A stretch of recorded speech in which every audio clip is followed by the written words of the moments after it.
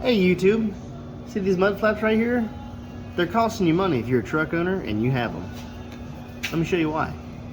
So we're working on this Peterbilt here, and it has these mud flaps hanging off the back of the steps. Now these mud flaps look pretty cool, and you would think that they're gonna keep things from, splashing up or coming off the road. Well, unfortunately that's quite the opposite.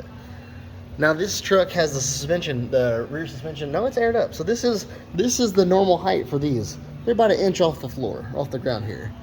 And what that does, and I never, I didn't believe this when I was first told this, but what happens is the air comes underneath here, so you're driving down the road 70 miles an hour, they're flat back like this. The air is coming out underneath here, it flips up, and it causes kind of a vortex back behind there. And that vortex kicks up everything off the road. So look at how bad these are chipped up. See that? Now this is an older truck, and it's got 1.7 million miles, but I've seen trucks with 700,000 miles that have been running these mud flaps here, and they run the road or whatever. This truck's a local truck, so it doesn't run the road that much, but I've seen trucks with 500, 700,000 miles, and the tanks are just wrecked. Like, look at how deep that is. The rock chips are crazy. So we're gonna have to sand this with 180 grit on the high speed just to get these rock chips out of here so that we can start to try to get a shine back on there.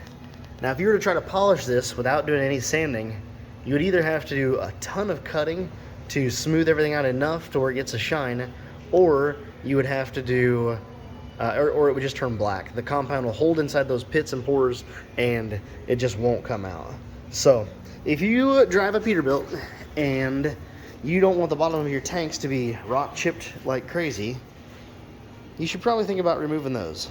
Those ones are okay, but keep them off the ground a little bit. You don't want them up, you don't want them too low, because if they're too low on these Peterbilts, say you have these front flaps and they're sitting way down there, the front of the boxes get destroyed as well. So I know it's crazy. You would think that having mud flaps would keep things from flying up and chipping their boxes, but unfortunately it is just the opposite.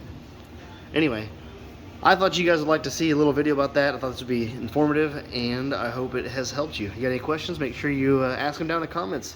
I try to respond to all the comments that I get on my videos, and if you like this kind of content, you like learning a little bit about polishing and different things polishing related, be sure to hit that subscribe button.